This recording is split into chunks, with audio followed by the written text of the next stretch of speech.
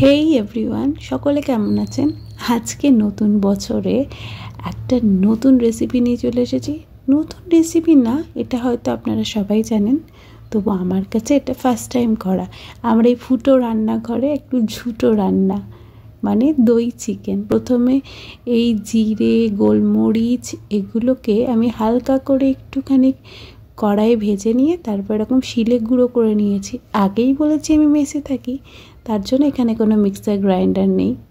রুমমেটের কাছ থেকে শিলনোড়া ধার নিয়ে প্রথমে করে নিলাম একটু জিরে গুঁড়ো, পরে গোলমরিচটাকেও এটা গুঁড়ো করে নিয়েছি, আর সর্বশেষে কিছু এই যে পেঁয়াজ রসুন সেটাকেও থেতো করে নিয়েছি।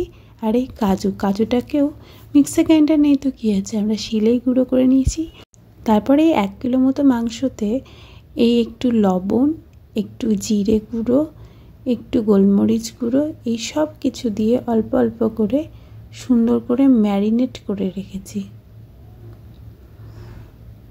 আমাদের এখানে বহরমপুরে ভাকুড়িতে খুব ভালো মাংস পাওয়া যায়। যারা বহরমপুরে থাকেন তারা খুব ভালো করেই জানবেন। তাই আর কিছুই না, এই অফ ডেতে দেরি না করে ভাকুড়ি থেকেই মাংসগুলো নিয়ে এসেছি। খুবই ফ্রেশ ছিল আর সুন্দর।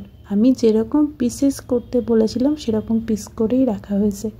তো সব কিছু একটু আদা রসুন বাটাও নিয়ে নিয়েছি, আর সেগুলো সব একসাথে দিয়ে ভালো করে সবগুলো সুন্দর করে মিশিয়ে নিয়েছি। ভালো করে মেখে নিয়ে এটা ম্যারিনেট করতে দিয়েছি আধা ঘন্টা। মশলাগুলো ভালো করে এপিট ওপিট করে মাংসর গায়ে মাখিয়ে নিতে হবে। আর যদি পারেন তাহলে মাঝখানে ছুরি দিয়ে আরও একটু মাঝে মাঝে কেটে দিলে মাংসগুলো মধ্যে মশলাগুলো ভালো মতো ঢুকে যাবে। আধা ঘন্টা ম্যারিনেশনের পর তো আমাদের দেখবো যে অল্প অল্প মাংসগুলোর গাটা ভিজে গেছে, অথচ মাংস থেকে জল বেরিয়ে এসেছে। এবারে কড়াইটা একটু গরম করে নিয়ে তার মধ্যে আমি একটু সানফ্লাওয়ার অয়েল দিয়ে দিয়েছি। তেলটা গরম হয়ে আসলেই মাংসগুলো আমি সবগুলো ভেজে নিয়েছি। যেহেতু 1 কিলো মাংস আর আমার কড়াইয়ের পরিমাণটা ছোট, তাই হাফ হাফ করে ভেজে নিয়েছি।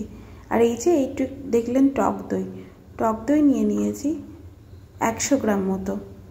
এরপরে মাংসগুলো ভাজা হয়ে গেলে ওই তেলের মধ্যে দিয়ে দিয়েছি 2টো তেজপাতা এবং কয়েকটা শুকনো লঙ্কা আর গোটা গরম মশলা। তারপর কুচনো পেঁয়াজ লঙ্কাও তার মধ্যে দিয়ে ভালো করে ভেজে নিয়েছি। কুচনো পেঁয়াজ লঙ্কাটা ভাজা হয়ে গেলে আমি এর মধ্যে দিয়ে দিয়েছি আদা রসুনের পেস্ট। এই আদা রসুনের পেস্টটা সম্পূর্ণটা দিয়ে দেওয়ার পর আমি মশলাটা একটু কষিয়ে নিয়েছি, এবং কষানোর পরে একটু এরকম রং চলে এসেছে, দেখতে পাচ্ছেন, হালকা একটু বাদামি বাদামি। এরপর যে কাজুর পেস্টটা ছিল সেটা আমি পুরোটা দিয়ে দিয়েছি। কাজুর পেস্টটা দেওয়ার পর গ্যাসের ফ্লেমটা একদমই লো রাখতে হবে এবং আস্তে আস্তে এই কাজুটাকে ভালো করে গোটা মশলার মধ্যে মিশিয়ে নিতে হবে। কাজুর পেস্টটা পুরোপুরি মশলার সাথে মিশে গেলে মশলার মধ্যে থেকে তেল ছাড়বে, আর তখন একে একে মাংসগুলো এর মধ্যে ডিপ করে দিতে হবে। একে একে পুরো মাংসটাই দিয়ে দেব।